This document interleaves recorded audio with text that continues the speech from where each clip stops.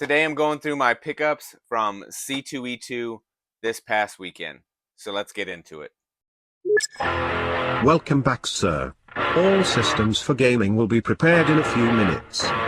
For now, feel free to grab a cup of coffee and have a good day. Hey everyone, Mike here. This is the Marvel Man Cave, and today I'm doing something a little bit different than I guess some of my previous videos, but I had some new additions from C2E2 this past weekend, and I thought I would go over them a little bit, I guess unboxing stuff, but kind of showcasing some of the items, and maybe there's some stuff you would like. I have links to a lot of the vendors, at least a few of the vendors that I got stuff from down below, and some of them available online. So I think some of the stuff you can pick up on your own without going to a convention. But I thought we would go ahead and get into it. And I've thought about how I want to do it. So we're just going to start off with one of probably the smallest thing. Let's do that. I don't know if we're going to go small to big or how we're going to do it, but these two are right in front of me. So I picked up two pins from, you see this, the light always gets me. So obviously Wolverine and a Venom pin. These are from a company called Vicious Kill. I think that's how you say it. I'm going to put their flyer up here so you can scan the QR code. It takes you one of those pages where you can basically, it has all their links that you can kind of check them out. So the vendor was like, think Artistic Flavor, Vicious Kill, however you want to say it. I don't know which QR code you may want. But I actually have one of their pins like this with Captain America. I either got it last year or the year before. They had a few other ones, but I thought I had Iron Man already, so I didn't pick that one up. And now I'm kind of like, well, it gives me a good excuse to go next year because I thought I already had Iron Man. But I obviously wanted to pick up the Wolverine. They also had Deadpool.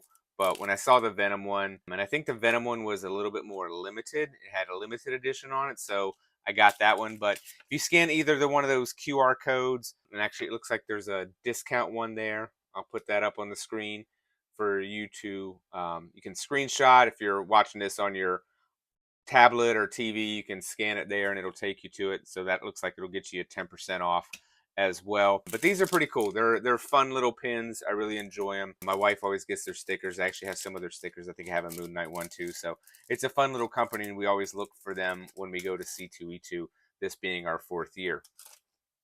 So next up, I'm not sure the order how I want to do this, but this is another company. They are called Popcycled Baubles, and I'm sure I mispronounced that in some way, shape, or form. So I'm going to put that there. That's how you spell it. And then they have their information on the back of the card there. Leave it up for everybody to see so you can get to it if you want. But we passed them early on, and they were selling these cool little, they're really like ceramic tiles, but they're obviously painted. So I got Captain America, and these are really nicely painted. Venom here, Wolverine, and you can see like they got a nice sheen to them. They got cork on the back, so it's a ceramic tile like you would have in a bathroom, but obviously very nicely painted. And then the last one I got, they had a deal. I think it was 4 for $25, so I got 4. I think it was 1 for $7 or 4 for $25, and it was very easy to find the 4. If nothing else, it was probably hard to limit to just the 4. Not a card player, so not going to fan these out that well, but it was easy to just get the 4, and if anything, to limit. I have some coasters. I have these coasters that I got from Disney probably a couple years ago now. So I didn't necessarily need coasters, but these are really nice. So I figured I'd go ahead and pick these up. We walked past them, and it was one of those things that I was like, if I don't see anything else that I really like here, I'm going to pick those up. And then if you've ever been to C2E2 or another big convention like that, you know, sometimes it's hard to remember where you were. They didn't necessarily have an aisle for that or what their location was. And we didn't have a card at that point in time, so we didn't know who they were. So we were really just walking, and I'd kind of given up. And then my wife, she walked down the aisle, and it just so happened that she stumbled upon them again. So she called me and let me know where they were. We went down, and obviously I picked up these 4. So next on the list, and I'll go in this order because this was the thing I was picking up while Michelle was finding the coaster person, is I was looking through a vendor and they had this, and this is the price, the $10 for one of these Mini Co, and these are the other ones that are available. Now they did have a Hulk one there for, it was also $10, but it was much bigger. But I obviously collect a lot of Spider-Man stuff, and this one was from Avengers Endgame, which is probably my favorite Marvel movie. It's either that or Winter Soldier, but Endgame probably gets a little bit of the edge. So I picked this one up. I thought it was a fun addition. I have one of these of Wolverine that I picked up at D23 last year, so I thought it would go good with the collection. I would like to get the Captain America and maybe even the Iron Man, and Thanos is really cool too, but I haven't seen those. But I saw the Hulk one, but he was just a little too big, and I don't have like a huge Hulk collection. I have a small one, but I like this one better, and I was trying to limit myself because I thought there was a few other things that I wanted. There was a few other things I was looking for, and I'm going to go with the bigger one on the list so I can get it off my desk.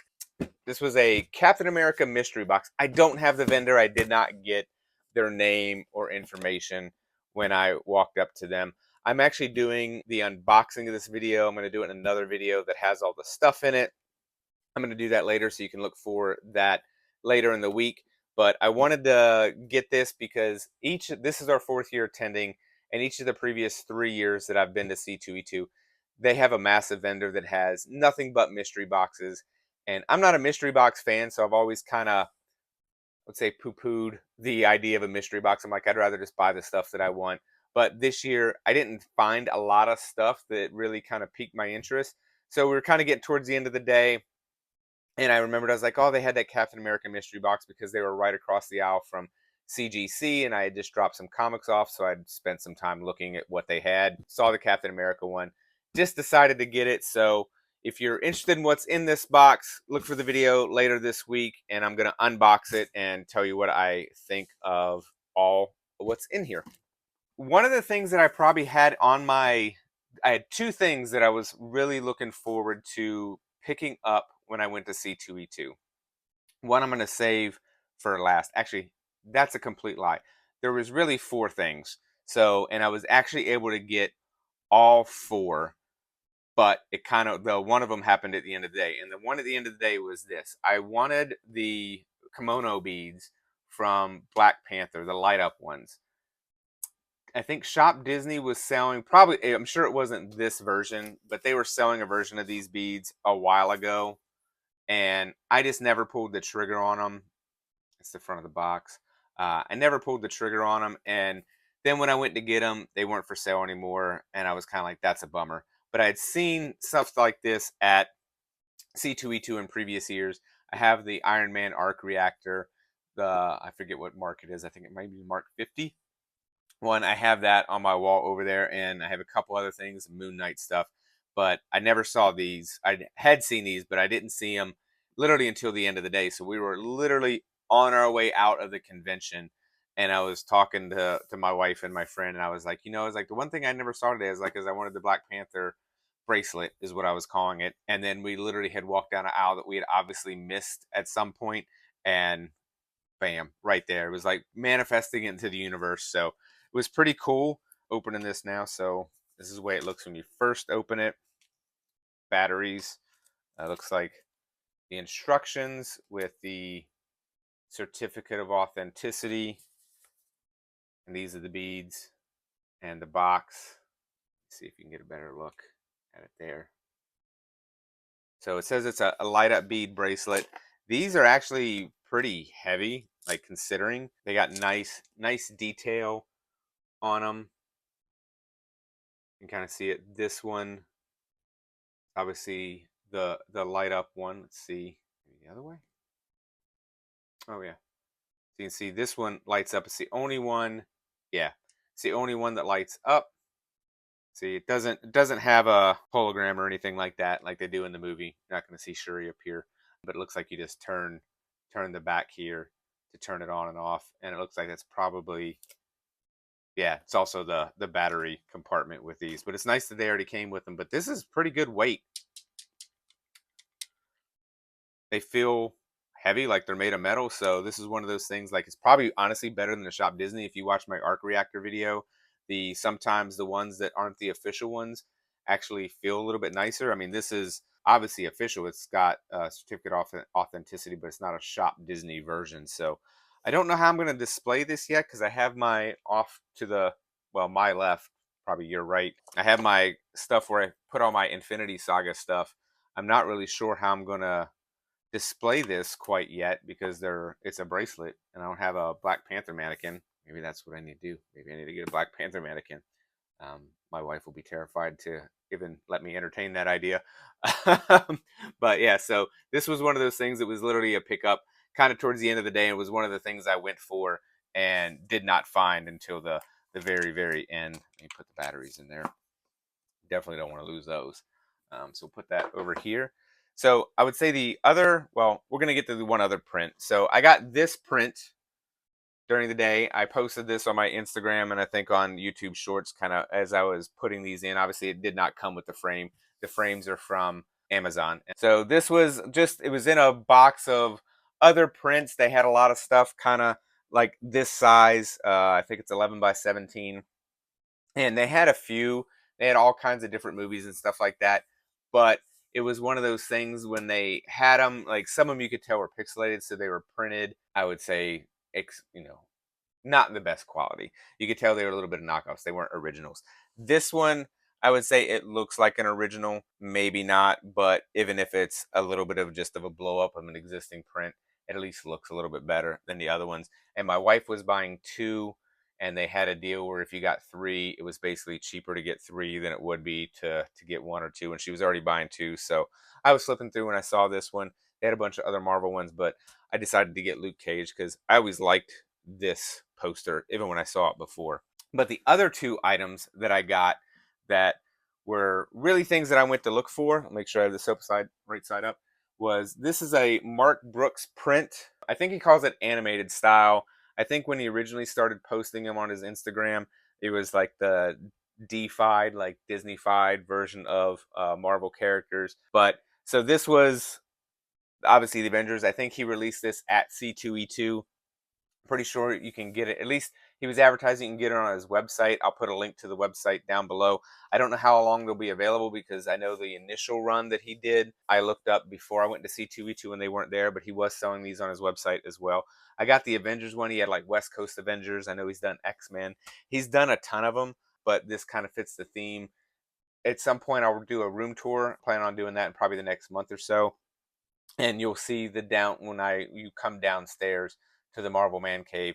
I have a few prints already set up, and so I figured this is going to go really good at the foot of the stairs. So when you open the door to the basement, this is probably the first thing you'll see, other than the other print that I got, which is by an artist called Dan Doherty.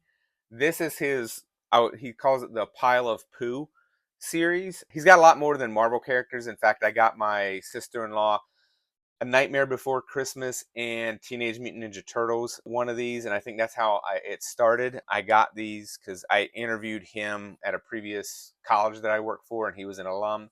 So I had interviewed him, and he was doing a comic, not a convention. They had comic artists at the school library, and I picked up a couple of his prints there. And then later on, when I found his Etsy, which I will link to below, I saw that he had Marvel ones. So now it's become one of those things. Every C2E2, I go to Dan's booth. We kind of catch up on, let's say, a year's worth of stuff that's been happening. And then I always pick up a pile of poo print. I think this is the last one of the Marvel ones that he has, so I'll have to find something else to collect. But obviously, this is the Spider-Man version of the pile of poo. So these are always really nice prints. I really enjoy them. This one's signed as well, and I don't think I pointed that out with the Mark Brooks one. I think you can kind of see in the corner here. It's autographed by Mark Brooks. He was really nice. I have a Wolverine print that you'll see on the room tour that I had signed by him last year, so it's my second signed Mark Brooks art piece in the man cave. I really enjoy his art. I have a comic behind me as well that's signed by him, one of the Avengers comics. So it's obviously one of those artists that I really enjoy, and all I really need is an excuse to buy a print and get him to sign it. And then let me look around. Yeah, this is the last thing. So the one thing that I had in my head when I was heading to C2E2 this year was I wanted to find the Fantastic Four, the unreleased Roger Corman version and I found it. Now, I bought a different DVD case, so it's obviously a bootleg. It's the only way you can get it. It's never been released. It's never going to be released. I think you can watch it on YouTube. But this was $20, and it came in a pretty, I think I threw away the case. It came in like a very thin case. It had artwork and stuff like that on it, but I wanted the thin case. I would never see the spine. I wanted to be able to put it on the shelf behind me. So I got this, and then I found someone online at one. You just do a search for Fantastic Four Roger Corman artwork, and I was able to find this. I was able to print it off, put it in a DVD case. I just bought a different DVD that I didn't care about, and threw this stuff in it, and it works really nice. And then had my wife write Fantastic Four. The FF came on it already, but my buddy was here on Friday, and we sat down Friday night. I think it was either Friday or Saturday night. I think it was Friday night though, because it's only about an hour and 30 minutes. We sat down and watched this, and I'm gonna be perfectly honest, it wasn't that bad. I was expecting a lot worse for a movie that was I've heard 87, but I call it the 94. So, but I don't know when it was shot. I don't know if 94 is when it was released or when it was actually filmed. It looks like an 80s movie, but it could have been obviously early 90s. The Johnny Storm interpretation is entertaining. He's a little bit let's say hyperactive. It's a little weird, but I'm gonna give them full credit. The Thing, I don't know if you can really see and kind of get an idea there. The Thing looks pretty good. I'm gonna be perfectly honest. Like, I kind of like the rubber suit and the way that they made him look like a rock. He looks pretty good, and even the Mr. Fantastic stretching I mean, it's an late 80s, early 90s movie, so the special effects for that obviously aren't great, but it gets the point across, and it's not that bad. Sue Storm's powers, they get kind of. She has one really cool scene. The Johnny Storm scene is something straight out of Lawnmower Man when he goes full flame on. But at that point, I mean, it's a fun movie. If you know what you're getting into when you get into it, then you can have a lot of fun with this. And this is one that, like I said, I was expecting. Oh, and I probably should say, Doctor Doom, the costume was very well done. Didn't mean for this to turn into a movie review, but maybe you're interested if you haven't seen it. The Doctor Doom costume, I thought was very well done. It looks exactly like Doctor Doom out of the comics and in the cartoon and stuff like that. The costume's done really well.